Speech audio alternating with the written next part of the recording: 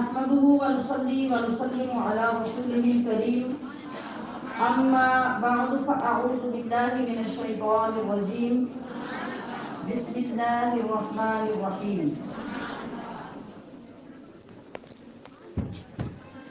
شهر رمضان الذي أنزل فيه القرآن وقال الله تبارك وتعالى في مقام آخر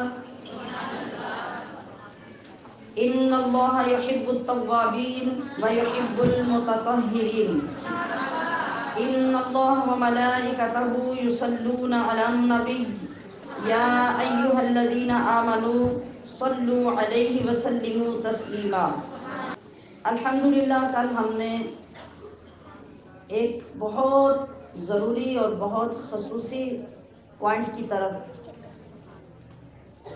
توجہ کی تھی اور میرا خیال ہے کہ کل سے اب تک آپ کی توجہ بھی ادھر ہوگی۔ کیا سیکھنا تھا ہم نے؟ احادیث۔ تو چند باتیں میں نے کل عرض کی۔ اب آگے بڑھتے ہوئے سب سے پہلے ایک لفظ کی طرف غور فرمائیے جو ہم اکثر بولتے ہیں، اور بولتے ہوئے ہم دو لفظ اکٹھے بولتے ہیں، معنی ہم ایک ہی دونوں کا لیتے ہیں لیکن دونوں کا معنی ایک نہیں ہوتا۔ سب سے پہلے آپ نے یہ سمجھنا ہے کہ ان دونوں کے دو معنی ہوتے ہیں۔ اب لفظ کیا ہے؟ لفظ ہے پاک صاف، صاف ستھرا۔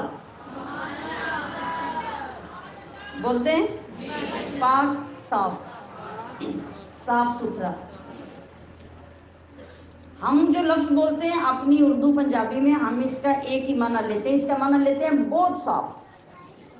پاک صاف کہتے ہیں بہت صاف، بڑا سچا۔ بندے کو بھی کہتے ہیں بندہ بڑا پاک صاف ہے۔ بندے کو بھی ہم پاک کر دیتے ہیں اور صاف بھی کر دیتے ہیں۔ تو یاد رکھیے کہ پاک کا معنی اور ہے، صاف کا معنی اور ہے، اسے سمجھیں۔ میں نے جو ابھی کپڑے پہنے میں آپ کو یہ صاف لگ رہے ہیں؟ صاف ہیں، یہ صاف نظر آ رہے ہیں مجھے بھی آپ کو بھی، لیکن ان کے صاف ہونے کی وجہ سے ضروری نہیں کہ یہ پاک بھی ہوں۔ ٹھیک ہے؟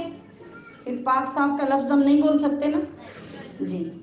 اور اگر یہ کپڑے 2 دن سے پہنے ہوئے ہوں، میلے ہوئے ہوں، کام کرنے کے بعد کچھ میل کچھ داغ لگ گئے ہیں تو وہ کپڑے صاف نہیں ہیں، لیکن کیا ضروری ہے کہ وہ پاک بھی نہیں ہیں؟ نہیں نا، وہ پاک ہو سکتے ہیں نا۔ تو پھر پاک اور ہوا، صاف اور ہوا۔ میں سمجھا سکتی ہوں کہ نہیں بات؟ جی۔ تو پاک اور ہوتا ہے، صاف اور ہوتا ہے۔ پاک اور صاف دونوں اکٹھے ہو جائیں تو نور علی نور ہے۔ لیکن اگر کسی وقت کپڑا صاف ستھرا نہ ہو لیکن پاک ہو تو اس سے عبادت یعنی نماز ہو جائے گی۔ لیکن اگر چمکدار کلف لگی ہوئی ہو، پریس ہوئے ہوں لیکن پاک نہ ہوں تو نماز، فرق پڑ گیا نا پاک اور صاف میں جی۔ تو ہمیں سب سے پہلے اس مطلب کو سمجھ کر اپنی اصطلاح کو اور اپنے کانسیپٹ کو ٹھیک کرنا ہے۔ پاک صاف دونوں چیزیں اکٹھی مل جائیں تو الحمدللہ یہ بہت عطا کی بات ہے، ہمارا لباس پاک بھی ہو صاف بھی ہو۔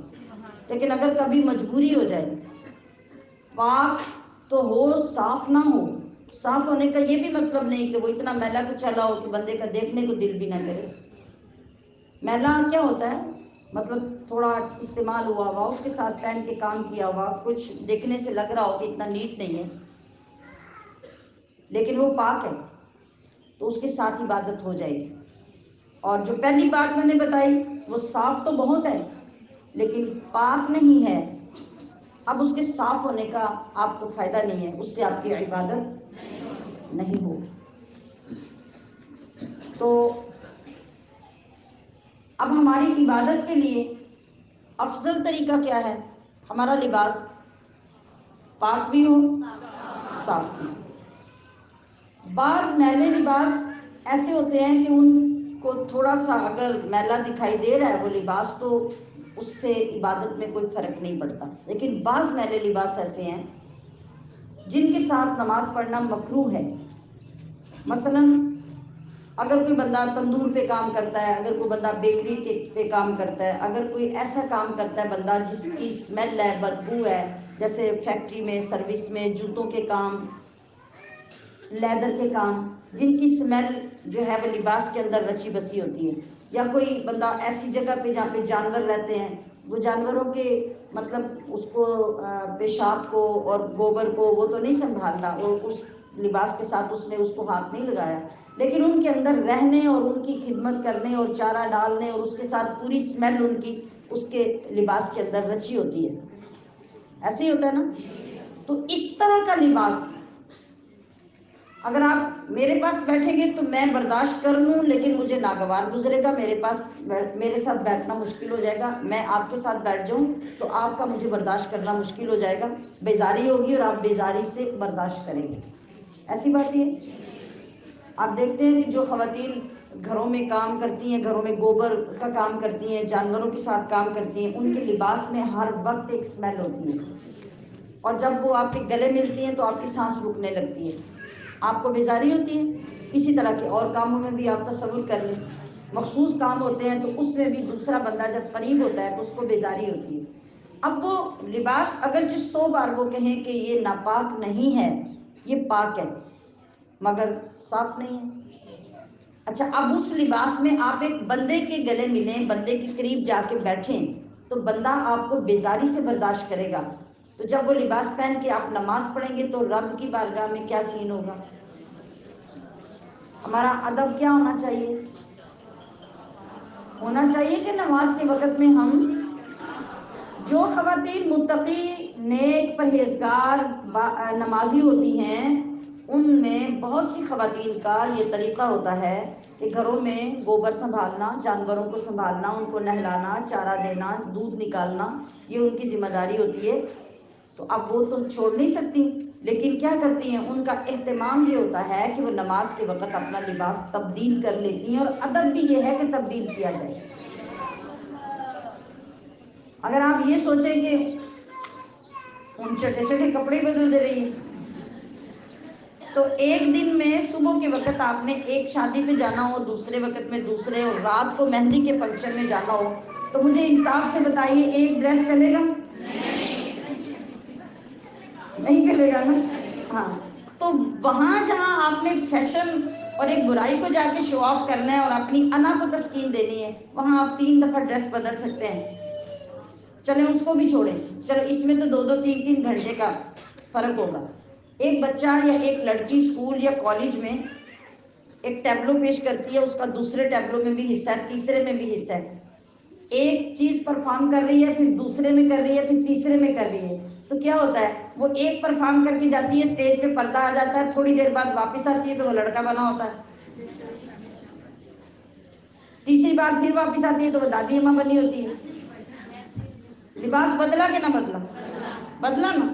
تو وہ اپنا جو کردار ہے وہ وہاں پہ اپنی پرفارمنس کے لیے، ایک تماشا دکھانے کے لیے، ایک ڈرامہ دکھانے کے لیے آپ 1 گھنٹے میں 3 سے 4 لباس ہر بار بدل بدل کے آ جائیں، آپ کو فرق نہیں پڑتا۔ تو سوچیں نا، نماز کس کے پاس جانا ہے، نماز کہاں جائے گی، اور آپ نماز میں خود کہاں جا رہے ہیں؟ تو اللہ کا تو حق ہے، اور پھر اللہ کی چاہت بھی یہ ہے، اللہ جمیل و یحب الجمال، اللہ تو خوبصورت ہے، اتنا خوبصورت کہ ہم بیان نہیں کر سکتے، اور وہ خوبصورتیوں کو پسند کرتا ہے، تو پھر ہم خوبصورتیاں اپنا کر اس کے دربار میں نہیں جاتے، اور حرام جگہوں پہ اپنا حسن دکھانے کے لیے بار بار بدل بدل کے جاتے ہیں۔ پیچھے کہیں کسی بیان میں نے یہ واقعہ سنایا تھا کہ ایک غیر مسلم خاتون جو بیانات سن کر علماء دین سے دین کی شان، نماز کا تقرب، اس کے فائدے سن کر مسلمان ہو جاتی ہے اور پھر قرآن کو پڑھتی ہے، قرآن کی محبت پیدا ہوتی ہے، نماز کو پڑھتی ہے، نماز کی روح کو پہچاننے کی کوشش کرتی ہے۔ نماز کی روح کیا ہے؟ کہ جب آپ کا دل کرے کہ آپ دنیا سے باتیں کر کر کے اوٹ پٹانگ سن سن کے تھک گئے ہیں، آپ چاہتے ہیں کہ میں اپنے رب سے باتیں کروں، تو کیا طریقہ ہے؟ اللہ اکبر، سبحانک اللہم و بحمدک، رب کی بڑائی بیان کر کے رب کی تعریفیں شروع کر دی۔ اب آپ کی باتیں شروع ہو گئی رب کے ساتھ۔ تو جب آپ کا دل کرے کہ آپ کا رب آپ کے ساتھ باتیں کرے تو پھر کیا کریں؟ پھر قرآن کھول لیں۔ قرآن کھولیں گے تو آپ کا رب آپ کو پچھلی ساری امتوں کی بھی باتیں سنائے گا۔ سن رہے ہیں نا آپ؟ کتنا لطف آ رہا ہے روزانہ سن کر؟ یہ رب سنا رہا ہے نا، تو یہ رب ہم سے باتیں کر رہا ہے۔ اب جب دل کیا کہ رب کی سنیں، قرآن کھولو، جب دل کیا اپنی سنائیں، مصلی بچھا لو۔ یہ بات ہماری سمجھ میں تو نہیں آئی آج تک، ہم نے اس کی کوشش نہیں کی، لیکن وہ خاتون جو مسلمان ہوئی یہودیت کو چھوڑ کر قرآن پڑھ کے اس کی سمجھ میں بات آ گئی۔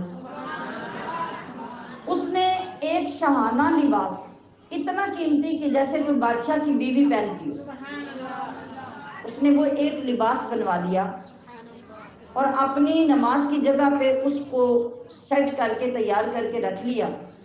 دن میں 5 مرتبہ وہ نماز پڑھتی ہے تو وہ شاہی لباس پہن کے مصلی پہ کھڑی ہوتی ہے۔ مزہ آ گیا نا دین کو سمجھنے کا؟ سمجھ آ گئی کہ میرا اور میرے رب کا تعلق کیا ہے، سمجھ آ گئی کہ میرا حسن دیکھنے کا سب سے زیادہ حقدار کون ہے۔ وہی جس نے حسن دیا ہے وہی تو خوش ہوگا کہ میری دی ہوئی چیز کو بنا سنوار کے میرے سامنے لا رہے ہیں۔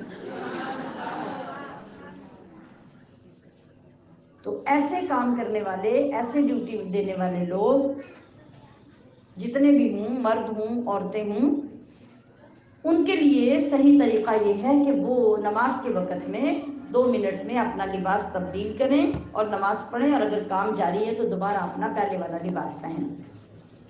اب اس صورت میں آپ کو پاک اور صاف لباس میسر آ گیا۔ لیکن اگر آپ کا لباس صرف صاف ہے، چمک دمک والا ہے، بہت ساری خواتین کی یہ عادت ہوتی ہے، بلکہ اکثر ہے ہی یہ عادت، کہ جو کام والے بھاری سوٹ ہوتے ہیں ان کو فنکشن میں پہنا، آ کے اتارا، رکھ دیا، اگلے فنکشن میں نکالا، پہنا، اتار کے رکھ دیا۔ اس دوران بعض اوقات آپ نے کوئی بچہ اٹھایا ہوا ہے، فار ایگزامپل اگر بچے کا پیمپر لیک کر گیا ہے، آپ کے لباس کے اوپر کوئی داغ لگ گئے ہیں، بچے نے دودھ پھینک دیا ہے، آپ نے اتنی جگہ کو دھویا نہیں دھویا، جس طریقے سے بھی کیا آپ نے اس کو رکھ دیا اور دوبارہ پہن لیا، تو کیا اب یہ قیمتی لباس جو ہے یہ پاک ہے؟ نہیں۔ تو جب آپ کبھی نماز پڑھیں گے، پہلی بات تو یہ ہے کہ یہ سوٹ ہوتے اس لیے ہیں کہ ان میں نماز ہی نہ پڑھی جائے۔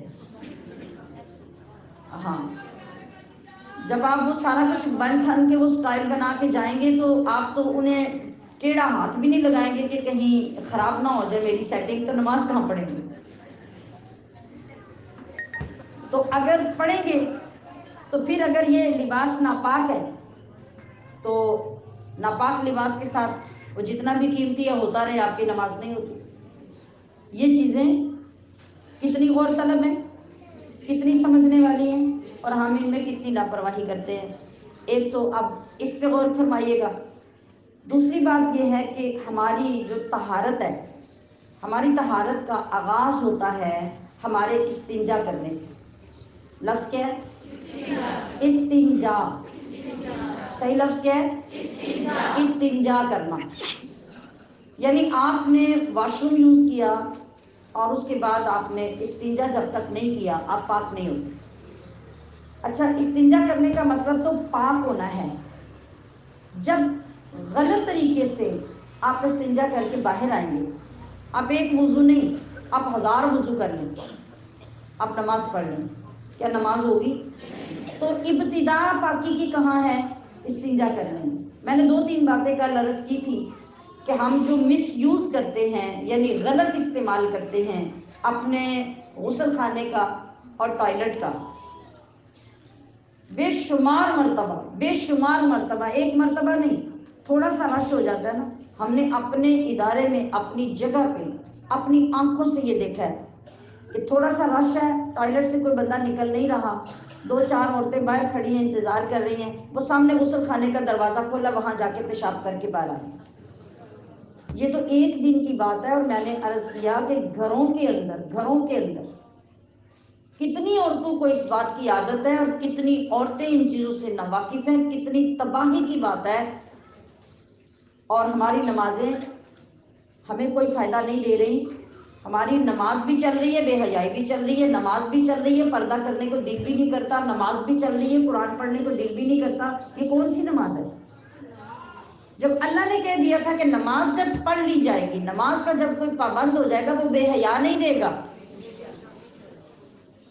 جب کوئی نماز کا پابند ہو جائے گا، وہ برائیوں کو طلاق دے دے گا، وہ ان سے دستبردار ہو جائے گا، کبھی ان کے قریب نہیں جائے گا۔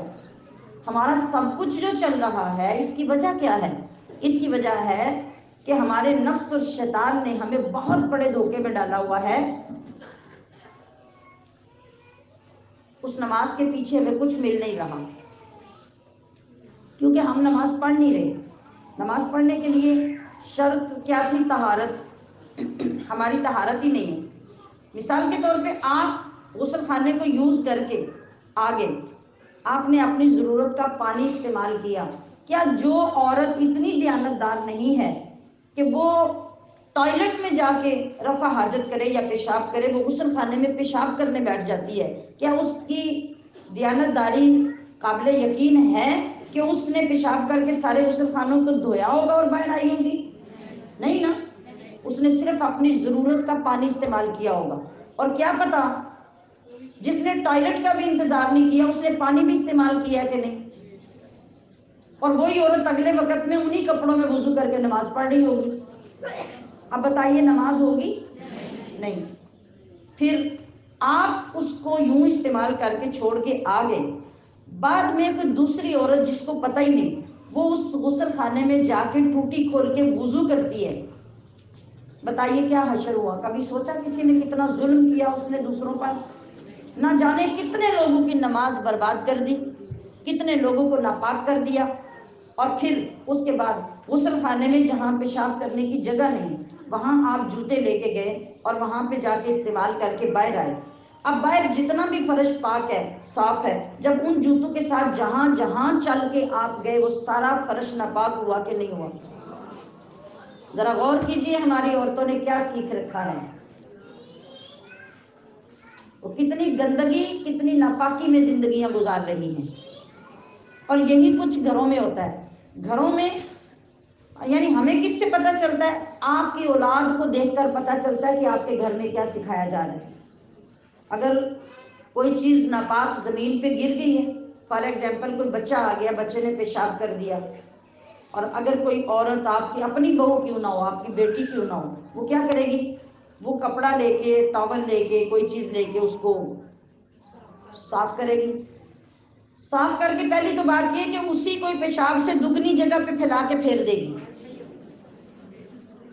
یہ پاکی ہوئی ہے یا آپ نے ناپاکی اور پلیدی کو پھیلا دیا؟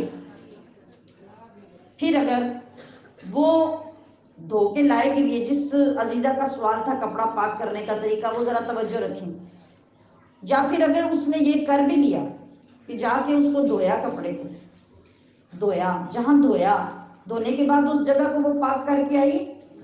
نہیں، جس کپڑے کو وہ دھونے گئی تھی اس کے اوپر اس نے پانی ڈالا اور ہلکا سا نچوڑا لا کے دوبارہ فرش پہ ڈال دیا۔ اب وہاں جدھر وہ دھو کے آئی ہے وہاں بھی ناپاکی باقی ہے۔ کپڑا نچوڑ کے اس نے ٹوٹی کو ہاتھ لگایا تھا، ٹوٹی بھی ناپاک ہو چکی ہے، اور واپس آ کے دوبارہ اس کپڑے کو دور تک پھیر دیا، سارے فرش کو اس نے برباد کر دیا۔ اور پھر اس سے بڑی بدنصیبی یہ ہے کہ اگر کوئی سانس ناپاکی کا خیال رکھنے والی ہے اور وہ اس نے بہو کو کہہ دیا کہ بہو اس طرح نہیں اس طرح کر دو، تو وہ کہے گی اٹھ کے آپ کو کر لیں۔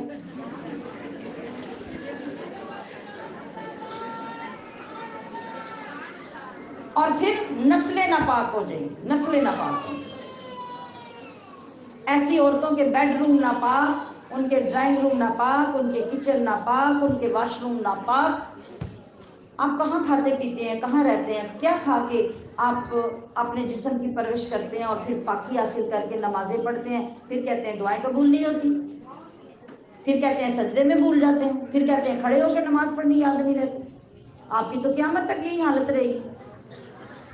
جب تک آپ کو پاکی کے ابتدائی مسائل کا پتہ نہیں ہوگا، جب تک آپ کو اپنے جسم اور کپڑوں کو پاک کرنے کا طریقہ نہیں آئے گا، تب تک تو آپ کی کوئی عبادت، سکون دینا تو بڑی اگلی بات ہے، عبادت قبول ہی نہیں ہوگی۔ یہ واحد دین اسلام ہے جس دین کا نبی اپنی زبان سے اپنی امت کو استنجا کرنا بھی سکھا رہا ہے۔ اس سے بڑی پاکی دین کی اور کیا ہوگی، اس سے بڑی عظمت کیا ہوگی۔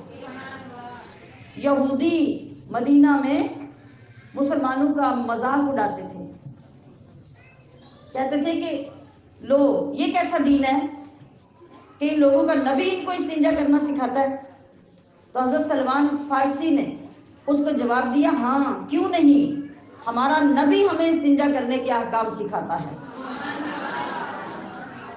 آج جو ہماری صورتحال ہے نا، آج یہ ہماری صورتحال ہے، زمانے کی گندی گالیاں اولاد کے سامنے نکال لیں تو وہاں حیا نہیں آئے گی، دین کا مسئلہ پوچھنے کے لیے حیا آئے گی، اور ساری زندگی مسئلہ نہیں کو پوچھے گا۔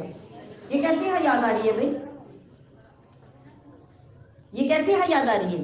یہ شیطان کی وہ چال ہے جس نے ہمیں انتہا درجے کا بے وقوف بنا رکھا ہے، اور اتنا نقصان کہ کائنات میں کوئی بندہ اپنے ہاتھوں اتنا نقصان نہیں کرتا جتنا اپنے دین کا ہم اپنے ہاتھوں نقصان کر رہے ہیں۔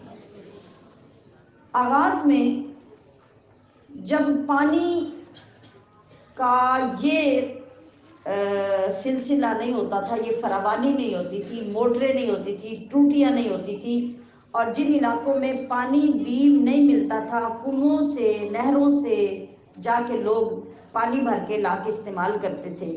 اس وقت لوگ کس طرح استعمال کرتے تھے پانی، اور زمانہ مصطفیٰ صلی اللہ علیہ وسلم میں دیکھیں تو وہاں پر بھی جو طریقہ کار تھا لوگوں کا، راتوں کے وقت یا دن کے وقت بھی اگر جانا تو دور کھیتوں میں، گڑوں میں، ٹیلوں کے پیچھے جا کے رفع حاجت ہوتی تھی، اور مٹی کے ڈھیلوں کے ساتھ طہارت ہوتی تھی، ایسے ہی جی۔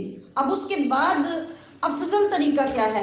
افضل طریقہ یہ ہے کہ ڈھیلے کے ساتھ جسم صاف اور خشک کرنے کے بعد پھر پانی کے ساتھ دھویا جائے۔ ان اللہ یحب التوابین ویحب المتطہرین، یہ آیت جو نازل ہوئی نا قرآن پاک کی، یہ آیت نازل ہوئی اہل قباء کے لیے، جب مسجد قباء ہے نا، قباء کی وادی کے جو لوگ تھے، یہ ان کی شان میں آیت نازل ہوئی۔ جب آیت نازل ہوئی تو نبی کریم صلی اللہ علیہ وسلم نے وہاں کے متقی لوگوں کو، مردوں کو بلایا، آپ نے پوچھا کہ تم لوگ کس طرح طہارت کرتے ہو، تمہارا طہارت کرنے کا طریقہ کیا ہے کہ اللہ تمہاری طہارت کی تعریف کر رہے ہیں؟ تو انہوں نے بیان کیا کہ یا رسول اللہ، ہم جب رفع حاجت کرتے ہیں پیشاب یا پخانے کے بعد، ہم پہلے ڈھیلے استعمال کر کے مٹی سے ہم اپنے جسم کو خشک کرتے ہیں، اس کے بعد پھر پانی کے ساتھ دھوتے ہیں۔ تو نبی کریم صلی اللہ علیہ وسلم نے خوش ہو کر فرمایا کہ یہی بہترین طریقہ طہارت ہے۔ اب آئیے اپنے طریقے کی طرف، جو آج ہمیں انگریز نے طریقہ دے دیا ہے،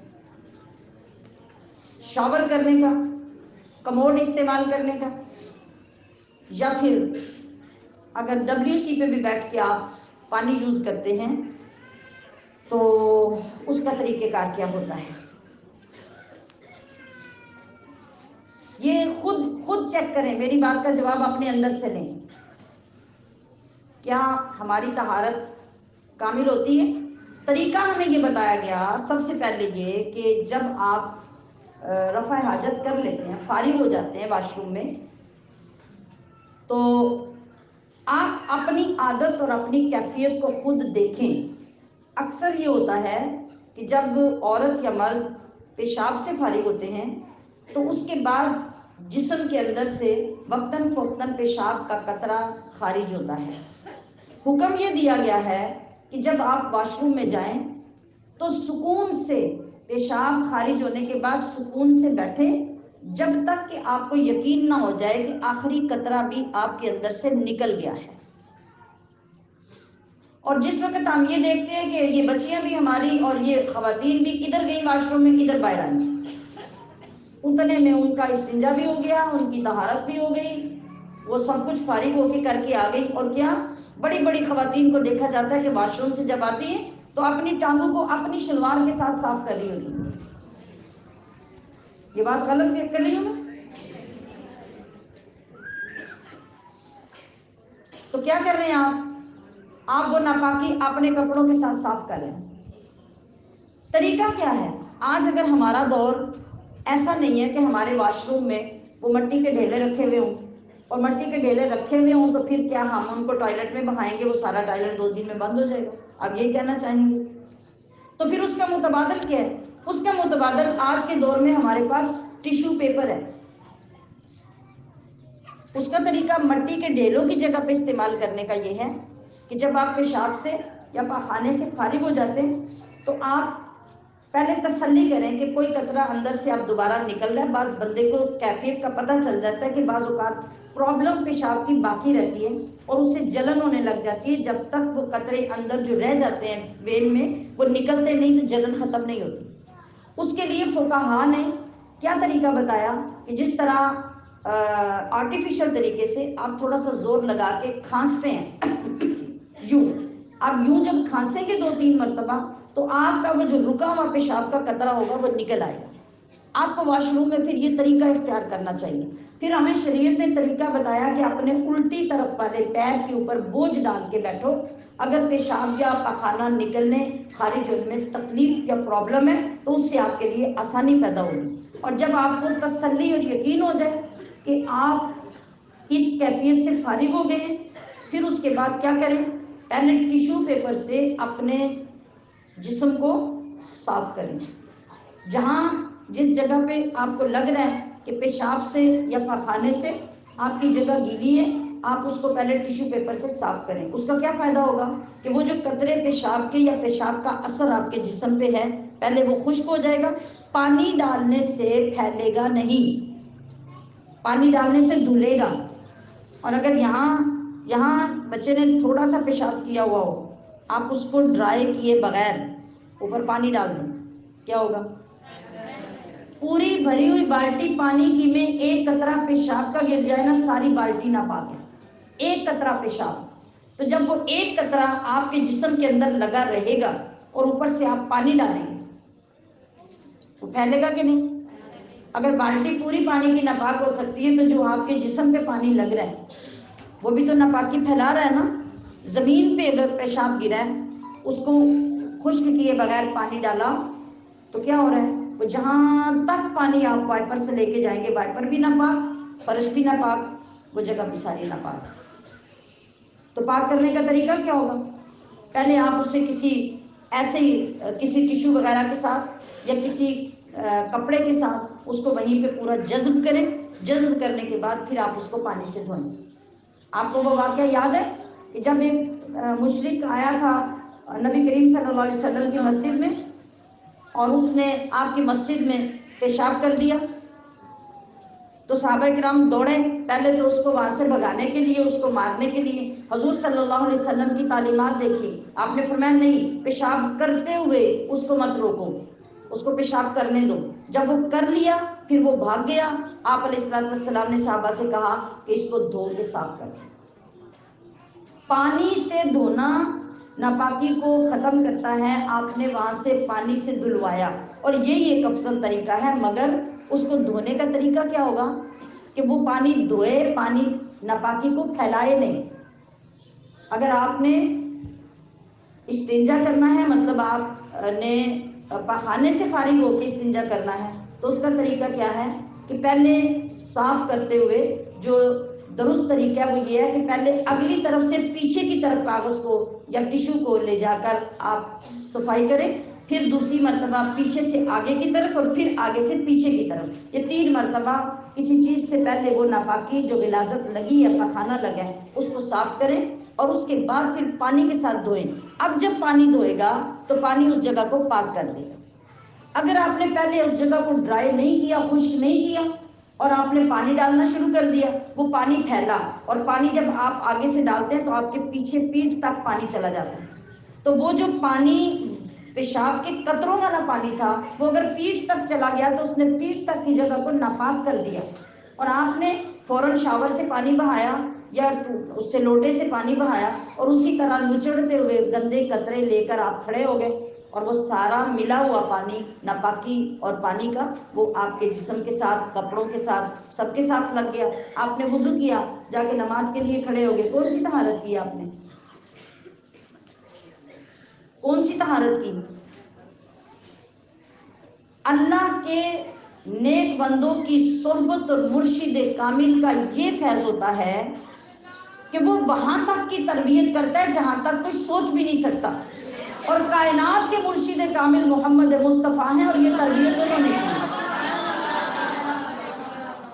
اور پھر اس کے بعد پھر میں اپنی بات کرتی ہوں، ہم نے تعلیم حاصل کی بھی، پھر آگے دنیا کو پڑھایا بھی، مسائل پڑھے بھی، یاد بھی کیے، ان کے پیپر بھی دیے، لیکن اتنی گہرائی میں کسی نے سمجھایا نہیں۔ جب مرشد کامل کا در ملا اور آپ کا دامن ملا اور آپ کو حضرت سیدنا مرشدنا اخندزادہ مبارک کا اسوہ دیکھا اور ان کے ساتھ رہنے والوں سے سنا، تو پتہ چلا کہ عین وہ طریقہ جو مصطفیٰ نے سکھایا تھا آج اگر کوئی مرشد اس پہ عمل کر رہا ہے تو وہ حضرت سیدنا مرشدنا اخندزادہ مبارک۔ یہ جتنی چیزیں میں نے آپ کو بھی بتائی ہیں یہ ساری باتیں آپ کی ذات کے اندر موجود تھیں، اور آپ ہر وقت جو طہارت کرتے آپ اسی طریقے کے ساتھ طہارت فرماتے، اور اتنی تاکید یہ مکمل طور پہ واش رومز کے اندر ٹیشو کا استعمال اور ٹیشو کا مطلب استعمال کا طریقہ، یہ ہمارے بڑے بڑے علماء جو اپنے وقت کے جید علماء تھے نا، ان کو بھی طہارت کے اس طریقے کا پتہ نہیں تھا، یہ مبارک صاحب نے انہوں سے سیکھی، مبارک صاحب نے ان کو سکھائی اور بڑے بڑے علماء کی طہارت کا طریقہ ٹھیک ہوا۔ ورنہ آج بھی جن کی وابستگی کسی مرشد کامل کے ساتھ نہیں ہے نا، آج بھی ایسے علماء کو ملے، آپ کو سینکڑوں ایک دن میں مل جائیں گے جن کو طہارت کی ان باریکیوں کا پتہ نہیں ہوگا۔ اور آپ کے تقوی کا عالم، ہم جو وضو کرتے ہیں، ہم وضو کرتے ہیں اور وضو کرنے سے ہمارا جو پانی گرتا ہے وہ پانی ناپاک ہوتا ہے کہ پاک ہوتا ہے، لیکن وہ دوسری کسی چیز کو پاک نہیں کر سکتا۔ اس نے ایک دفعہ ہمارے بدن کو دھویا نا، پاک کیا، اب دوبارہ وہ کسی اور چیز کو پاک نہیں کر سکتا، خود پاک ہے۔ اور دوسری طرف روحانی طور پہ کیا ہے؟ روحانی طور پہ یہ ہے، حضرت امام اعظم ابو حنیفہ رضی اللہ تعالی عنہ آپ فرماتے ہیں کہ جب کوئی بندہ وضو کرتا ہے اور سب سے پہلے پڑھتا ہے بسم اللہ والحمدللہ، بولیں آج سے کیا پڑھنا ہے وضو سے پہلے؟ اور وضو شروع کرتا ہے، نیت کیا ہوتی ہے کہ میں کسی بھی عبادت کے لیے یا ویسے طہارت کے لیے وضو کر رہی ہوں۔ اس نیت کے ساتھ جب انسان بسم اللہ والحمدللہ پڑھ کے وضو کرتا ہے، ہاتھ دھوتا ہے، ہاتھوں سے کیے گئے صغیرہ گناہ اس پانی کے اندر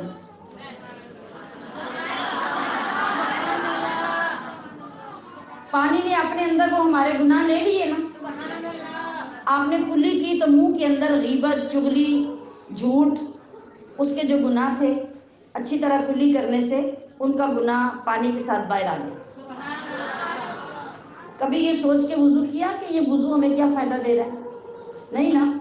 تو ناک میں پانی ڈالا، چہرے پہ پانی ڈالا، آنکھوں پہ پانی گیا، چہرے کے آنکھوں کے گناہ پانی کے ساتھ بہہ گئے۔ اور حضرت امام اعظم ابو حنیفہ کا روحانی مقام یہ تھا کہ جب کوئی بندہ وضو کر رہا ہوتا تھا تو اس کے کون کون سے گناہ بہ رہے ہیں وہ پانی کے اندر سے دیکھ لیا کرتے تھے۔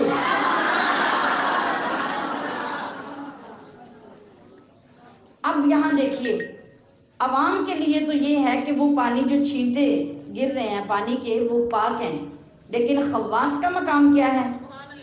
خواص کا مقام یہ ہے کہ حضرت مبارک صاحب رحمۃ اللہ علیہ نے پولیتھین یا پلاسٹک جو شیٹ ہوتی ہے جو ہم بچھاتے ہیں نیچے، اس شیٹ کا ایک اپنا ایپرن بنوایا ہوا تھا۔ سفر میں، حضر میں، گھر میں، مسجد میں آپ کے خادم کے پاس آپ کا ایپرن رہتا تھا، اور جب آپ وضو فرماتے تو پہلے آپ وہ ایپرن اپنے کپڑوں کے آگے ڈالتے، پھر آپ وضو فرماتے کہ وہ پانی جس کے اندر میرے گناہ شامل ہیں وہ میرے جسم کے ساتھ دوبارہ نہ لگے۔ ہمیشہ ساری زندگی آپ نے اس طریقے سے وضو فرمایا۔ ہمارا کیا حال ہوتا ہے؟ ہم گرمی میں جان بوجھ کے بڑے بڑے چھینٹے مارتے ہیں، گرمی ہے خیر ہی ہے، پورے کپڑے گیلے۔ ہمارا یہ وضو ہے اور یہ جہالت ہماری کی حدیں ہیں۔ تو پھر ہم کون سی نمازوں کو گنتی کر کر کے سنبھال رہے ہیں آخرت کے لیے؟ کون سی طہارت سیکھ رہے ہیں؟ ہم تو ناپاکی، گندگی، غلاظت پھیلا رہے ہیں۔ تو میرے خیال کے مطابق ہمارا ابھی اگلے 2-3 دن یہ ٹاپک چلے گا اور یہ بہت ضروری ہے۔ تو میں مزید اسی پہ کچھ باتیں آپ کے سامنے پیش کرنا چاہوں گی تاکہ ہم توبہ کر کے سب سے پہلے اپنی طہارت کا نظام ٹھیک کر لیں اور اس محبوب کا شکریہ ادا کریں ہر سانس کے ساتھ، ہر لمحے کے ساتھ، جس محبوب نے ہمیں اتنا ستھرا دین عطا کیا، اتنا پاک دین عطا کیا، اور اپنی زبان حال سے بھی یہ کہیں کہ شکر ہے تیرا خدایا، میں تو اس قابل نہ تھا، شکر ہے تیرا خدایا، میں تو اس قابل نہ تھا، دامن احمد تھمایا، میں تو اس قابل نہ تھا، دامن احمد تھمایا، میں تو اس قابل نہ تھا، اور وہ نبی جن کو بلایا، وہ نبی جن کو بلایا عرش پر تو نے خدا، امتی ان کا بنایا، میں تو اس قابل نہ تھا، امتی ان کا بنایا، میں تو اس قابل نہ تھا، اور گمراہی کے ایسے نازک دور میں تو نے مجھے، آپ سب کہیں کہ گمراہی کے ایسے نازک دور میں تو نے مجھے ان کی سنت پر چلایا، میں تو اس قابل نہ تھا، ان کی سنت پر چلایا، میں تو اس قابل نہ تھا، اور اس پاک کلام کا شکریہ جو اللہ نے ہمیں تھما دیا اور اس کے ساتھ ہمیں جوڑ دیا، آئیے اس سے اپنے قلوب و اذہان کو منور کرنے کے لیے تھوڑا سا وقت اس کی طرف خرچ کریں۔ اعوذ باللہ من الشیطان الرجیم، بسم اللہ الرحمن الرحیم، قد خسر الذین كذبوا بلقاء اللہ حتى إذا جاءتهم الساعة بغتة قالوا يا حسرتنا على ما فرطنا فيها وهم يحملون أوزارهم على ظهورهم ألا ساء ما يزرون وما الحياة الدنيا إلا لعب ولهو وللدار الآخرة خير للذين يتقون أفلا تعقلون قد نعلم إنه ليحزنك الذي يقولون فإنهم لا يكذبونك ولكن الظالمين بآيات الله يجحدون وَلَقَدْ كُذِّبَتْ رُسُلٌ مِّن قَبْلِكَ فَصَبَرُوا عَلَى مَا كُذِّبُوا وَأُوذُوا حَتَّى أَتَاهُمْ نَصْرُنَا وَلَا مُبَدِّلَ لِكَلِمَاتِ اللَّهِ وَلَقَدْ جَاءَكَ مِن نَّبَإِ الْمُرْسَلِينَ وَإِن كَانَ كَبُرَ عَلَيْكَ إِعْرَاضُهُمْ فَإِنِ اسْتَطَعْتَ أَن تَبْتَغِيَ نَفَقًا فِي الْأَرْضِ أو سلما في السماء فتأتيهم بآية ولو شاء الله لجمعهم على الهدى فلا تكونن من الجاهلين إنما يستجيب الذين يسمعون والموتى يبعثهم الله ثم إليه يرجعون وقالوا لولا نزل عليه آية من ربه قل إن الله قادر على أن ينزل آية ولكن أكثرهم لا يعلمون وما من دابة في الأرض ولا طائر يطير بجناحيه إلا أمم أمثالكم ما فرطنا في الكتاب من شيء ثم إلى ربهم يحشرون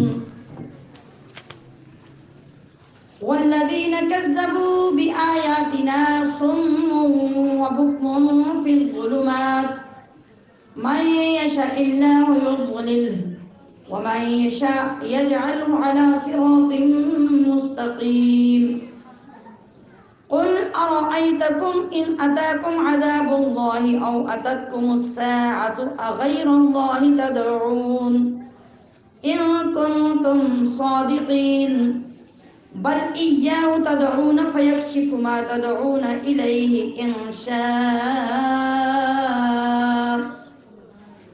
شاء وتنسون ما تشركون صدق الله العظيم.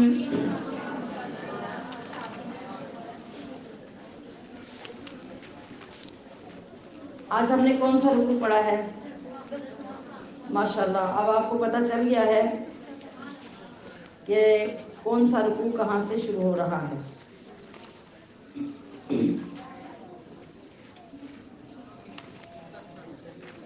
جی 10ویں رکوع میں یقیناً پچھلے کل کے سبق کے ساتھ تعلق قائم ہے. یعنی جو سبق ہم نے کل پڑھا، جو چیزیں ہم نے کل پڑھی، پرسوں پڑھی، وہ ساری مربوط ہو کے چلی آ رہی ہیں، جن کا اکثر تعلق قیامت کے ساتھ ہے، قیامت کا انکار کرنے والوں کے ساتھ، ان کو ملنے والے عذاب کے ساتھ، اور ان کی نافرمانیاں اور ان کے جو انجام، جو عذاب ہیں، ان سب کا مختلف انداز سے ذکر ہو رہا ہے. تو آج اس سے اگلی بات شروع ہو رہی ہے، قد خاسرہ، تحقیق یا بے شک، خسارے میں رہے. خسارہ کیا ہے؟ نقصان میں رہے. الذین کذبوا، وہ جنہوں نے جھٹلایا. کس کو جھٹلایا؟ بلقاء اللہ.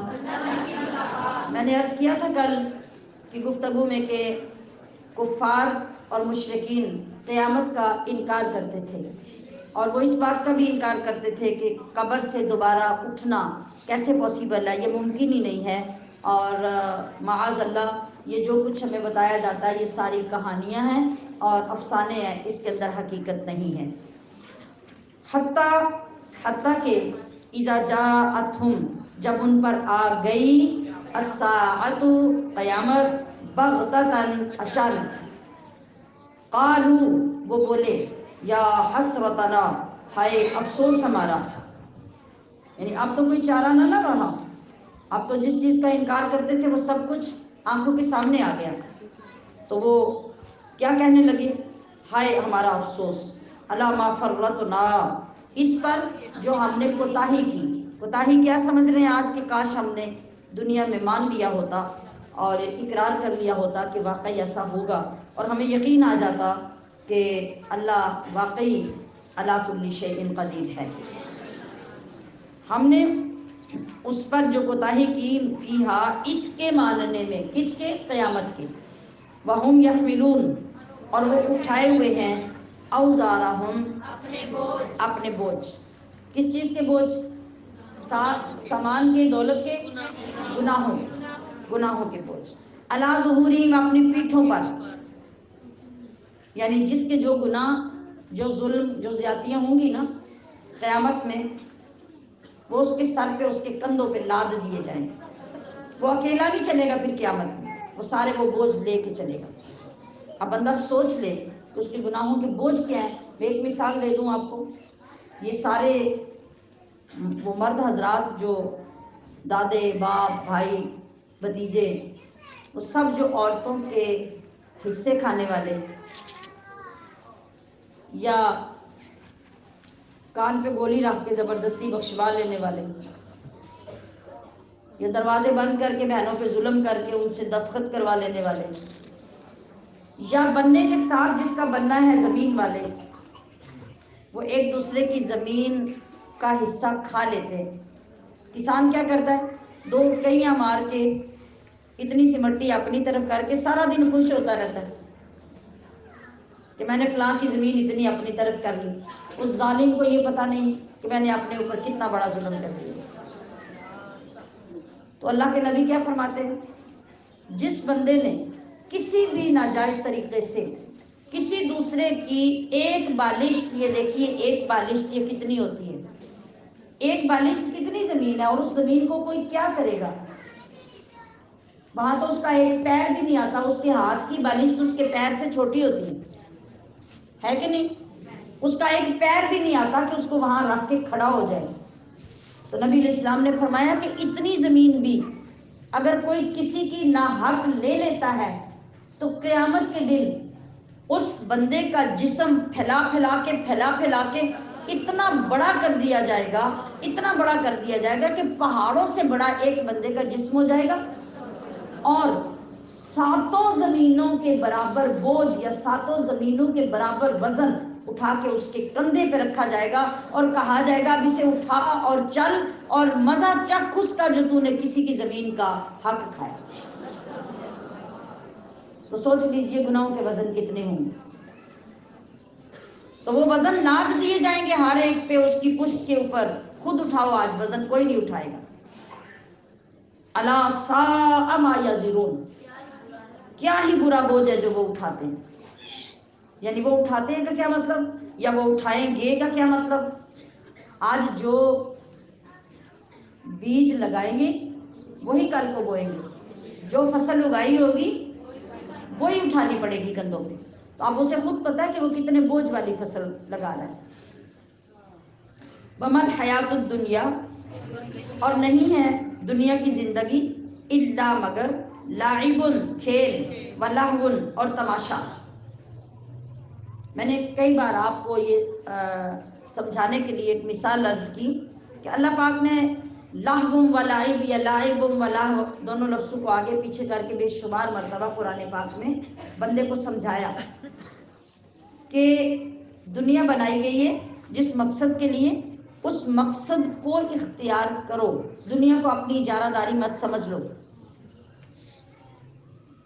وہاں قانون اللہ کا ہے، جو اللہ چاہے گا وہ ہوگا. تمہیں جتنا اختیار دیا گیا ہے تم اتنا استعمال کرو. تمہیں جس کام کے لیے بھیجا گیا ہے تم وہ کرو.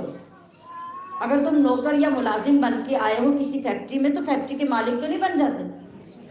تو دنیا میں اللہ نے اس لیے تو نہیں بھیجا کہ تم دنیا کے مالک بن جاؤ. تمہیں ایک چھوٹی سی ڈیوٹی دے کے بھیجیے، اور وہ کمائی ہے تمہاری آخرت کے لیے، اس کو جمع کرو. وہ تو تم بھول گئے. تو دنیا جس میں تمہیں آزمانے کے لیے بھیجا گیا تو تم آزمائش کی بجائے وہاں دل لگا بیٹھے.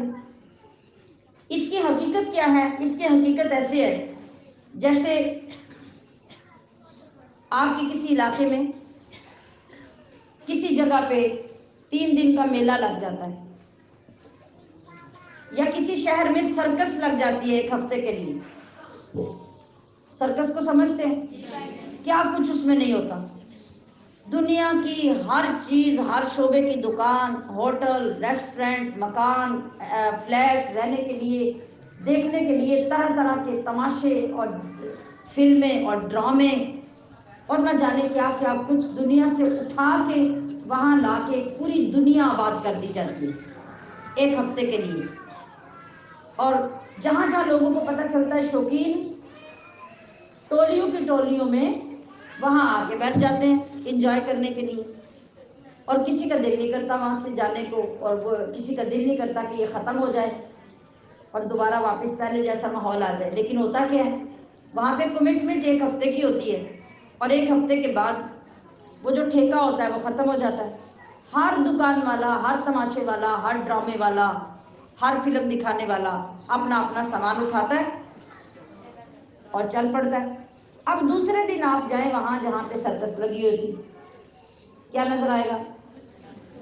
گندگی، غلاظت، ریپرز، شاپرز، چھلکے، گند، یہ سب وہاں پڑا ہوگا. ایک لمحہ وہاں کی بدبو اور غلاظت آپ کو وہاں رکنے نہیں دے گی. اللہ پاک سمجھا رہا ہے کہ لوگوں دنیا کی مثال ایسی ہی ہے، یہ کھیل اور تماشا ہے، اس نے ایک دن میں ختم ہو جانا ہے اور تم پھر پچھتاتے نہ رہ جانا، پھر تمہارے پاس کچھ باقی نہیں بچے گا.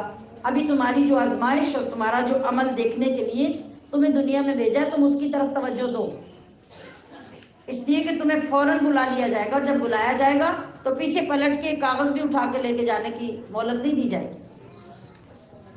وَلَلدَّارُ الْآخِرَةُ، اور بے شک آخرت کا گھر خَيْرٌ لِلَّذِينَ يَتَّقُونَ، وہی بہتر ہے ان کے لیے جو اللہ سے ڈرتے ہیں. افلا تعقلون، تو کیا اتنی عقل بھی نہیں تم رکھتے؟ یعنی اتنی مثالیں دے کے تمہیں سمجھایا جاتا ہے، پھر بھی تمہاری عقل کام نہیں کرتی کہ ہم سنجیدہ ہو جائیں اور اپنے رب کے ساتھ ٹوٹا ہوا تعلق جوڑ کر اس کو راضی کر لیں. قد نعلم، بے شک ہمیں معلوم ہے، انہو کہ یقیناً، لَيَحْزُنُكَ، اے محبوب رنجیدہ کرتی ہے یا غمزدہ کرتی ہے آپ کو، الذی، وہ بات، یقولون، جو یہ لوگ کر رہے ہیں. یہ کون کہہ رہا ہے؟ اللہ پاک. اللہ پاک اپنے محبوب سے ان لوگوں کی ساری چیزیں بیان کرنے کے بعد مخاطب ہو رہا ہے اور فرما رہا ہے کہ اے حبیب ہمارے سے کوئی بات ڈھکی چھپی نہیں ہے. آپ کو جو بات دکھ دیتی ہے، لوگوں کے تانے، لوگوں کا مذاق، لوگوں کی تکلیفیں، اذیتوں والے جملے، آپ ان باتوں سے غمزدہ ہوتے ہیں، ہمیں اچھی طرح معلوم ہے. اور یہ بھی معلوم ہے کہ فَإِنَّهُمْ لَا يُكَذِّبُونَكَ، کہ وہ حقیقت میں آپ کو نہیں جھٹلاتے، وَلَٰكِنَّ الظَّالِمِينَ، اور لیکن یا بلکہ یہ لوگ ظالم جو ہیں، بِآیاتِ اللہِ، اللہ کی آیتوں سے، یجحدون، انکار کرتے ہیں. اصل میں آپ کا انکار نہیں، یہ اللہ کی آیتوں کا انکار ہے. تو ہم ان تمام چیزوں کو جانتے ہیں، لہٰذا آپ حوصلہ رکھیے. وَلَقَدْ كُذِّبَتْ، اور بے شک جھٹلائے گئے ہیں، رسل، اور رسول، من قبلک، آپ سے پہلے. تو ان کا طریقہ کیا رہا؟ فَصَبَرُوا، تو انہوں نے صبر کیا، عَلَىٰ مَا كُذِّبُوا، اپنے جھٹلائے جانے پر، وَأُوذُوا، اور ستائے جانے پر، حَتَّىٰ أَتَاهُمْ نَصْرُنَا، یہاں تک کہ آ پہنچی انہیں ہماری مدد. یعنی جب ہم اچھی طرح لوگوں کو موقع دے لیتے ہیں، یا وہ توبہ کر لیں یا حد سے گزر جائیں، اور پھر اپنے نیک بندوں کا صبر آزما لیتے ہیں، تو پھر کیا کرتے ہیں؟ پھر ہم اپنی مدد بھیجتے ہیں. وَلَا مُبَدِّلَ، اور نہیں کوئی بدلنے والا، لِکَلِمَاتِ اللہِ، اللہ کے کلمات کو. یعنی جب اللہ کا کوئی حکم جاری ہو جاتا ہے یا اللہ کسی کے بارے میں کچھ کہہ دیتا ہے، تو کائنات ساری مل کر اس کو بدلنا چاہے تو بدل نہیں سکتی. تو وَلَقَدْ جَاءَكَ، اور ضرور آ ہی چکی ہیں تمہارے پاس، مِن نَبَإِ الْمُرْسَلِينَ، خبریں رسولوں کی. یعنی قرآن میں ہم نے آپ کے ساتھ یہ ساری چیزیں شیئر کی ہیں، بیان کیا ہے، باری باری مختلف اوقات میں بیان کرتے رہتے ہیں، اور آپ اچھی طرح یہ سن چکے ہیں کہ پچھلے رسولوں کے ساتھ کیا کیا ہوتا رہا اور وہ کس کس حد تک صبر کرتے رہے، اور آخرکار ان ظالموں اور مجرموں اور جھٹلانے والوں کو میں نے صفحہ ہستی سے مٹا دیا. عذاب میں پیس کر رکھ دیا، ان کا کچھ باقی نہیں بچا۔ تو یہ ساری باتیں اللہ کیوں کر رہے ہیں اپنے محبوب سے؟ لاڈلے محبوب ہے نا، تو اللہ نرمی سے، پیار سے، محبت سے پچھلی باتیں کر کے حوصلہ دے رہا ہے، میرے محبوب گھبرانا نہیں، یہ پچھلے سارے نبیوں کے ساتھ ایسا ہو چکا ہے، تو اگر آپ کے ساتھ یہ کر رہے ہیں تو یہ ان کی بدبختی کی انتہا ہے اور آپ کے عروج کی انتہا ہے۔ وَإِنْ كَانَ كَبُرَ، اور اگر گراں گزرا یعنی بھاری اور مشکل لگا ہے، علیکا آپ پر، اعراضہم ان کا حق سے منہ پھیرنا،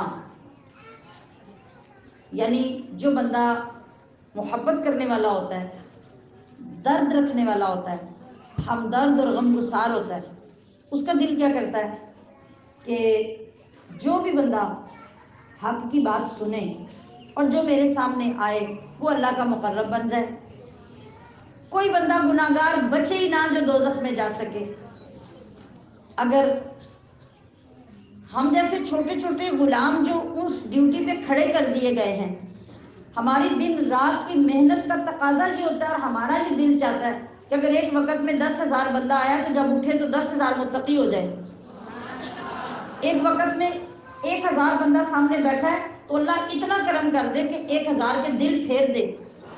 جب ہمارے چھوٹے چھوٹے کام اور ہمارے چھوٹے چھوٹے دل جب دین کے ساتھ مخلص ہو جاتے ہیں تو ہمارے دل کی خواہش سے بن جاتی ہے، اور لوگوں کے برے حالات پر اور گناہگاریوں اور بدعمالیوں پر آنکھوں سے آنسو جاری ہو جاتے ہیں، تو ذرا سوچئے وہ تو رحمت للعالمین، اور وہ تو امت کے غم کے لیے پوری پوری رات اس طرح کھڑے ہو کے عبادت کرتے ہیں کہ اللہ کو پھر جبریل بھیج کے کہنا پڑتا ہے کہ اے محبوب کیوں اپنا حال یہ بنا رکھا ہے، تھوڑا تھوڑا جاگا کریں، تھوڑا تھوڑا کھڑے ہوا کریں اور عبادت ضرور کریں، مجھے ضرور پکاریں، اپنی امت کے لیے شفاعت ضرور کریں، لیکن اپنا یہ حال نہ کریں۔ تو کتنا درد تھا اس محبوب کی چاہت کے اندر، اور آپ کس قدر یہ چاہتے تھے، کتنی شدت سے کہ میرے ساتھ جڑنے والا کوئی شخص ہدایت سے خالی نہ رہ جائے۔ تو جب کافر مشرک مذاق کرتے تھے، انکار کرتے تھے، کبھی تالیاں بجاتے، کبھی کہکے لگاتے، کبھی طرح طرح کے تانے دیتے، کبھی منہ پہ کھڑے ہو کے انکار کر جاتے کہ آپ تو ہیں ہی جادوگر، آپ تو دیوانے ہو گئے، آپ فلاں ہو گئے، اور ادھر مقام کیا ہے، ادھر آدم سے لے کے عیسیٰ علیہ السلام کے نبیوں کے بھی یہ سرتاج ہیں، یہ دلدار ہیں، یہ بادشاہ ہیں، اور ادھر ایک مکے کا معمولی سا بندہ اٹھ کے کھڑا ہوتا ہے اور آپ کو تانے دے کے برا بھلا معاذ اللہ کہہ کے چلا جاتا ہے، تو کتنا دل دکھے گا محبوب خدا کا۔ تو جو ہی ادھر آپ کے دل کے اندر رنج پیدا ہوتا ہے فوراً اللہ بھیجتا ہے جبریل، جبریل دیکھو میرا محبوب پریشان بیٹھا، جاؤ جا کے اسے مجدہ اجابت دو۔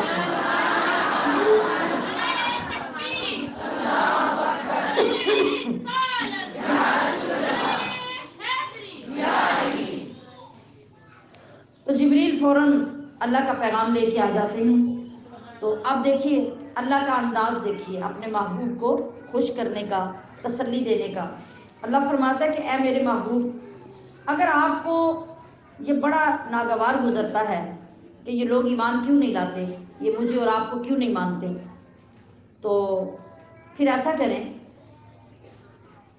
ذرا غور کیجئے گا اللہ کیا فرما رہا ہے۔ آپ پھر فَإِنِ اسْتَطَعْتَ، پھر ایسا کریں اگر آپ کے اندر یہ طاقت ہے نا، ان تبتغیا، تو آپ تلاش کر لیں، نفقاً فی الارض، زمین کے اندر کوئی سرنگ اور وہاں چلے جائیں،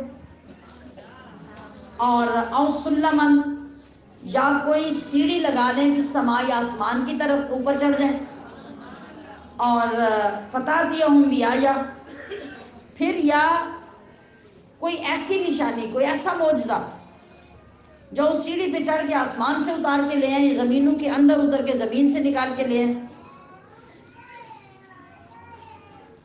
تو شاید آپ پرسکون ہو جائیں کہ یہ لوگ پھر اس کو مان لیں گے، لیکن نہیں، اے محبوب یہ ایسا کرنے والے نہیں ہیں۔ وَلَوْ شَاءَ اللَّهُ، اور اگر اللہ چاہتا، لَجَمَعَهُمْ عَلَى الْهُدَىٰ، تو ساری کائنات کو ایک پل میں کن کہہ کے ہدایت پہ جمع کر دیتا۔ کوئی برا، کوئی بدعمل، کوئی نالائق، کوئی انکار کرنے والا رہتا ہی نہ۔ فلا تکونن من الجاہلین، تو نہ ہو جائیے آپ ان میں سے جو حقیقت کا علم نہیں رکھتے، یعنی ان کی محبت میں گم ہو کر آپ اس قدر اپنے آپ کو پریشان اور ملول خاطر نہ کیجئے کہ گویا آپ یہ سمجھ ہی نہ رہے ہوں کہ اللہ کی منشا کیا ہے۔ اللہ کی منشا اگر سب کو ہدایت دینا ہوتا تو دے دیتا، لیکن دنیا کا جو یہ نظام، دنیا کا پرکھنا، آزمانا، پھر درجات کو ڈکلیئر کرنا، پھر اوپر اور نیچے کے درجات دینا، پھر دنیا کے اندر رنگینیاں پیدا کرنا، یہ سب کچھ اللہ نے چاہا، اسی وجہ سے سب کو برابر لیول پہ نہیں رکھا۔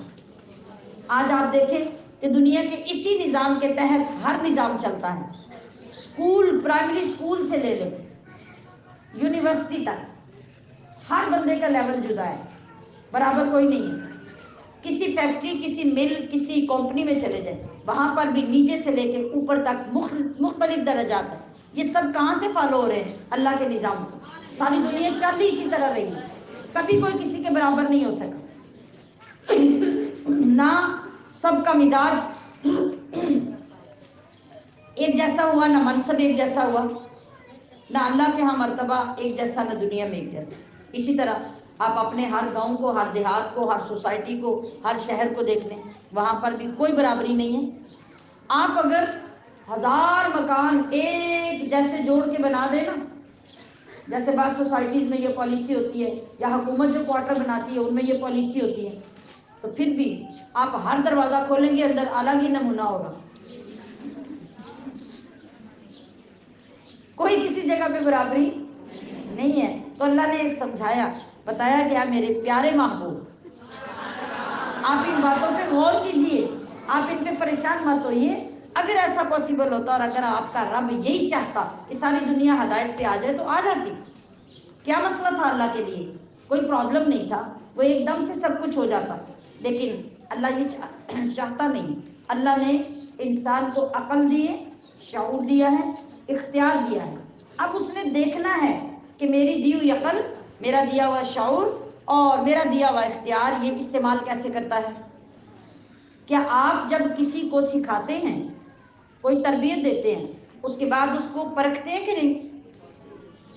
کوئی بھی چیز لے لیں، آپ لیڈیز ہیں نا، اپنے کسی شعبے کو دیکھ لیں، آپ اگر ٹیچر ہیں، آپ کسی بچے کو مختلف چیزیں سکھاتے ہیں تو بعد میں اس کا امتحان لیتے ہیں کہ نہیں؟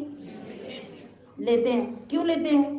آپ یہ دیکھنا چاہتے ہیں کہ میری اتنی محنت اور میں نے اتنی محبت سے جو اس کو تیار کیا، اس نے سیو کتنا کیا ہے، سنبھالا کتنا ہے، اور اب اس کے دماغ کو چیک کرتے ہیں آپ کہ وہ کتنا تیز ہے اور کتنا اچھا اس نے پک کیا ہے۔ آپ نے کسی کو کوکنگ سکھائی تو آپ سارا کچھ کروانے کے بعد آزمانے کے لیے اس کو چھوڑ دیتے ہیں، اسے کہتے ہیں بھی یہ چیز ہے، یہ چیز تم نے تیار کر کے مجھے چیک کرانی ہے۔ وہ غلط بھی کرے گا، صحیح بھی کرے گا، اسی جگہ پہ بیٹھ کر سیکھنے والی 2 لڑکیاں، 4 لڑکیاں جب وہی ایک چیز اسی ریسیپی کے ساتھ برابر چیزیں ڈال کر بنا کے لائیں گی تو کیا چاروں بندوں کا ٹیسٹ الگ نہیں ہوگا؟ ہوگا نا؟ اللہ نے نیچر ہی ایسی بنائی ہے بندے، یہ اس کی ایک حکمت ہے۔ اسی طرح سے آپ کسی کو فیصلہ کرنے کا اختیار دیتے ہیں، سمجھانے، سکھانے، پڑھانے کے بعد، تو ہر بندے کا فیصلہ جدا ہوگا، اوپینین اپنا اپنا ہوگا، سب کا برابر نہیں ہوگا، طریقہ ڈیل کرنے کا، گائیڈ کرنے کا، آپ کو جواب دینے کا سب کا مختلف ہوگا، ایک جیسا نہیں ہوگا۔ کیا وجہ ہے؟ اللہ نے رسی کے ساتھ باندھا نہیں ہے، اللہ نے شعور دے دیا، اختیار دے دیا، عقل دے دی، ساتھ اختیار دے دیا کہ یہ غلط ہے، یہ صحیح ہے، اب تم فیصلہ کرو کیا لینا ہے، غلط کہ صحیح، پھر بندہ فیصلہ کرے گا۔ یہی اللہ تعالیٰ کی حکمت ہے، اور اسی کے تحت یہ سارے ایمان اور کفر، اچھائی اور برائی، یہ ساری کائنات میں چلتی ہیں اور اس میں چلتے رہنا ہے۔ اس میں ہماری ذمہ داری کیا ہے کہ جو نیکی، جو اچھائی، جو تعلیم ہمارے پاس آئی ہے، ہم اس کو لے کے اٹھ کھڑے ہوں اور اپنا کام کرتے جائیں جب تک موت نہیں آ جاتی، اپنے نبی کی فرما برداری میں لگے رہو اور اس کا پیغام دیتے رہو۔ آگے لینے والے سننے والوں کی قسمت ہے کہ وہ اپنے نبی کے کتنا قریب آ سکتے ہیں اور کتنے لوگ بدبخت ہو کے دنیا سے نکل جاتے ہیں۔ تو اس کو ہم جھٹلا بھی نہیں سکتے، تبدیل بھی نہیں کر سکتے۔ انما، اب دیکھیے اللہ تبارک و تعالیٰ نے آگے پھر وضاحت کی، انما یستجیبو، بے شک صرف وہی قبول کرتے ہیں، الذین یسمعون، جو سنتے ہیں۔ اچھا آپ مثال کے طور پہ دیکھیں، آپ جتنے سارے لوگ بیٹھے ہیں ان میں سنتے سنتے کوئی بندہ سو جاتا ہے،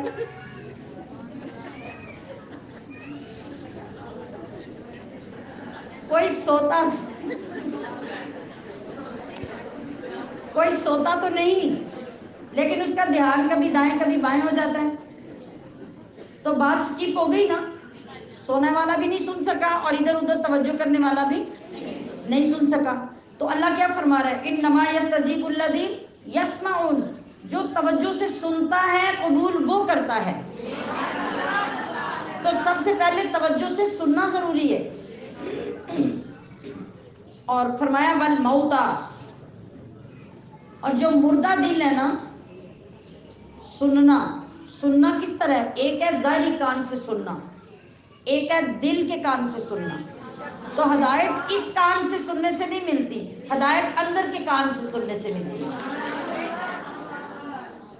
برائی بھی آپ کے اندر ہے، اچھائی بھی آپ کے اندر ہے، باہر سے نہیں آتی۔ باہر سے جو چیز سنتی ہے آپ، جو سنائی دیتی ہے، جب آپ کے اندر کے کان اس کو توجہ سے سن لیتے ہیں بات بن جاتی ہے۔ اور جب اوپر سے سن کے آپ اٹھ کے چلے جاتے ہیں تو وہ ہدایت یہی رہ جاتی ہے، آپ اپنی گاڑی میں بیٹھ کے واپس چلے جاتے ہیں۔ والموتى، اور جو مردہ دل ہیں، یبعثہم اللہ، اللہ انہیں اٹھائے گا، ثم الیہ یرجعون، پھر وہ اسی کی طرف لوٹائے جائیں گے۔ لوٹائے جائیں گے کا کیا مطلب ہے، یہ ایک بہت بڑی دھمکی ہے۔ اگر آپ اس ٹون میں اس کو سمجھے نا تو تب آپ کو سمجھے آئے گی۔ سمپل لفظ یہ ہے کہ اٹھائے جائیں گے، بس اٹھائے جائیں گے، اس سے ہمیں کیا سمجھ آئے، ہمیں اس ٹون کو سمجھنا ہے، اللہ کس ٹون میں یہ فرما رہا ہے، یہ بہت بڑی دھمکی ہے۔ جب ایک بندہ، ایک پولیس ہے نا، پولیس کو اپنے اوپر بڑا اگر اعتماد ہے اور وہ سمجھتے ہیں کہ آج نہیں 6 ماہ بعد نہیں، جب بھی ہوگا ہمارا مجرم جہاں بھی جائے گا پکڑا جائے گا، تو ان کی دھمکی کیا ہوتی ہے، جاؤ بچوں ساری دنیا میں پھر آؤ، آنا تو ہمارے پاس ہی ہے۔ کتنی بڑی دھمکی ہے۔ تو یہ رب یہ دھمکی دے رہا ہے، فرما رہا ہے کہ جہاں مرضی چلے جائیں، جو مرضی کر لیں، جتنی مرضی نافرمانی کر لیں، پلٹ کر تو ادھر ہی آنا۔ تو کہاں جائیں گے، کون بچائے گا، کوئی بھی نہیں بچا سکتا۔ وقالو، اور وہ بولے، لولا نزل، کیوں نہیں اتری، علیہ ان پر، آیتن، کوئی نشانی، من ربہ، ان کے رب کی طرف سے۔ یہ جھٹلانے والے جو لوگ ہیں یہ وہ کہتے ہیں، یعنی وہ کہتے ہیں کہ ہماری ہر منہ مانگی خواہش پوری ہو اور جو معجزہ ہم مانگے وہ آتا جائے، مگر جب ہر معجزہ نہیں آتا اور نبی علیہ السلام بعض اوقات پریشان ہوتے، خاموش ہوتے، تو اللہ فرماتا کہ اے حبیب، اگر کائنات بھر کے کافروں کی فردن خواہشیں پوری کر کے اتنے معجزے ہم ایک وقت میں ان کو دکھا دینا تو جنہوں نے نہیں ماننا انہیں نہیں ماننا، لہٰذا آپ ان کے لیے پریشان نہ ہوں۔ آپ کا کام کیا ہے، وما علیک الا البلاغ المبین، بس آپ میرا میسج ان تک پہنچاتے جائیں، ان کو پیغام دیتے جائیں، آپ کا کام یہ ہے۔ تو قل، آپ فرما دیجئے، ان اللہ قادر، بے شک اللہ قادر ہے، علی ان ینزل آیہ، اس پر کہ وہ کوئی نشانی اتارے، کوئی بھی کسی وقت بھی، اس کی قدرت میں کوئی کمی نہیں، ولیکن اکثرہم، اور لیکن اکثر ان میں، لا یعلمون، علم ہی نہیں رکھتے۔ تو جو علم حاصل ہی نہیں کرنا چاہتا اسے آپ جو مرضی دکھا لیں، اس سے کوئی فرق نہیں پڑے گا۔ وما من دابۃ، اور کوئی چلنے والا جانور، یعنی دابہ جو 2 پیروں سے 4 پیروں سے زمین کے اوپر چلتا ہے، ہر کوئی زمین پہ چلنے والا کوئی ایسا نہیں، ولا طائر، اور نہ کوئی پرندہ، یطیر، جو اڑتا ہے، बिजनाहिही, अपने दो परों से। क्या हुआ? सब कुछ इसके अंदर आ गया। इल्ला उममुन, मगर वो सब के सब कौन है? उम्मतें हैं। उम्मत मीन जमात, गरोह। वो सारे गरोह हैं, जमातें हैं, उम्मतें हैं। अमसालुकुम, तुम्हारी ही तरह, यानी इंसान की तरह। मा फर्रतना, नहीं नज़रअंदाज किया हमने, फिर किताब में, मिन शै, किसी चीज़ को। सुम्मा इला रब्बिहिम, फिर वो अपने रब की तरफ, युहशरून, उठाए जाएंगे, ये जमा किए जाएंगे। मतलब सिर्फ इंसान की बात नहीं, कोई परिंद, कोई चरिंद, कोई दरिंद, कोई चीज़ ऐसी कायनात में नहीं होगी जो दोबारा जिंदा करके अल्लाह के हुजूर नहीं पहुंचाई जाएगी। हत्ता के ये जो जानवर आपके घरों में पाले जाते हैं, छोटी छोटी मुर्गियां और चूजे क्यों ना हों, आपके घरों में पलने वाली बकरियां, भेड़े, गाय, भैंसे, गधे, ये तमाम जानवर जो हैं, इनको भी अल्लाह पाक क़यामत में लाएगा, अकेले नहीं, आपके साथ। और ये जितना जुल्म करने वाले लोग हैं जानवरों पर, उन सब की शिकायतें वो जानवर करेंगे। और फिर अल्लाह उनको बदला लेने का इख्तियार देगा। आज आपको लगता है ना कि भैंस को जितना मार लो, जकड़ के बांध लो, बस दूध निकाल लो, गाय पे जितना जुल्म कर लो, टीके लगा लो, दूध निकाल लो, वो आज बेचारी चुप है, जब बोलेगी ना तो कसरे निकाल देगी, फिर आपको सारे दूध याद दिला देगी। जी, मैंने कहा ना कि अजाब देने के लिए अल्लाह पाक पहाड़ों से ज्यादा गुनाहगारों के जिस्म बढ़ा देगा। और ये जानवर जिनके साथ जुल्म होगा, जरूरत से ज्यादा माल इनके ऊपर लादा जाएगा, इनको मजबूर किया जाएगा। कभी आपने देखा बाजार में चलने वाले जो रेड़े होते हैं और जिनके ऊपर माल लदा होता है, ईंटें लदी होती हैं, इतना इतना सामान लोग लाते हैं कि जानवर थोड़ा सा अनबैलेंस, पीछे से रेड़ा होता है तो वो लटक जाता है, उठ जाता है आगे से। कितना बड़ा जुल्म है, कभी सोचा किसी ने? नहीं। बस ये है कि वो गधा है, उसको क्या पता है, उसको जितने पते चल रहे हैं ना, वो आज तो बेवकूफ है, लेकिन वो उस सियानी औरत की तरह बन जाएगा जो सारे मुकदमे जमा करती रहती है ना, तो एक वक्त में बोलती है, फिर सारा कुछ निकाल देती है। तो क़यामत में इन जानवरों ने भी यूं ही करना है। तो अल्लाह पाक ने इनको इख्तियार देना है, इनको इख्तियार देकर उन्हें कहना है कि जिस जिस बंदे ने तुम्हारे साथ जुल्म किया था, अभी क़यामत में उससे खुद बदला लो। वो सींगों वाले जानवर सींग मार मार के उस बंदे से बदला लेंगे। जो वैसे जानवर होंगे वो ऐसे होगा जैसे जमीन को जानवर रौंदता है, वो बंदा उसके नीचे होगा और वो जानवर उसको ऊपर रौंद रहा होगा। जिनको आप खुराक नहीं देंगे, जिनको भूखा रखेंगे, जिनका ख्याल नहीं करेंगे, जिनके हक तलफी करेंगे। आप बहन भाइयों के हक खा जाते हैं, या तो गाय भैंस का हक भी अल्लाह ने पूरा करवा लेता है। और इन सब को क्या फरमाया गया कि ये सब उसके हजूर इकट्ठे किए जाएंगे। वल्लदीना कज़्ज़बू बिआयातिना, और वो जिन्होंने हमारी आयतों को झुटलाया, सुम्मुन, वो बहरे, व बुकमुन, और गूंगे हैं, फिर जुल्मात, वो अंधेरियों में पड़े हुए हैं। यानी उन्हें कुछ दिखता होता तो वो इतना जुल्म करते ही ना, वो ऐसे ही हैं जैसे अंधेरियों में पड़े हुए हैं। मन यशा इल्लाहु, जिसे अल्लाह चाहे, युदलिल, उसे गुमराह कर दे। वमन यशा, और जिसे चाहे, यजअलहु, उसको लगा दे, अला सिराती मुस्तकीम, सीधी राह। अब इसका ये मतलब नहीं कि अल्लाह ने नहीं चाहा तो हम नेक नहीं हुए। अल्लाह कब नहीं चाहता? जब अल्लाह बार बार मानने को कहता है और हम नहीं मानते, जब बार बार अल्लाह संवरने को कहता है हम नहीं संवरते, तो फिर एक हद होती है ना, जब हम वो क्रॉस कर जाते हैं तो अल्लाह कहता है ठीक है, फिर जो तुम्हारी मुद्दत थी वो ख़त्म हो गई, अब तुम्हारे लिए सीधी राह की कोई गुंजाइश नहीं, अब शौक पूरा कर लो। कुल अराअयतुम, आप फरमाइए कि तुम भला बताओ, इन अताकुम, अगर तुम्हारे पास आए, अज़ाबुल्लाह, अल्लाह का अज़ाब, औ अततकुमुस्साअ, या तुम्हारे ऊपर क़यामत आ जाए, अगैर अल्लाह, तो क्या अल्लाह के गैर को तदऊना, तुम पुकारोगे? یہ سمجھایا جا رہا ہے۔ آج اگر اللہ اور رسول کو نہ ماننے والوں، کافروں، مشرکوں، بد مذہبوں، ذرا سوچو، اگر ابھی تمہارے اوپر بیٹھے بیٹھے قیامت آ جائے تو اس وقت کسے پکارو گے؟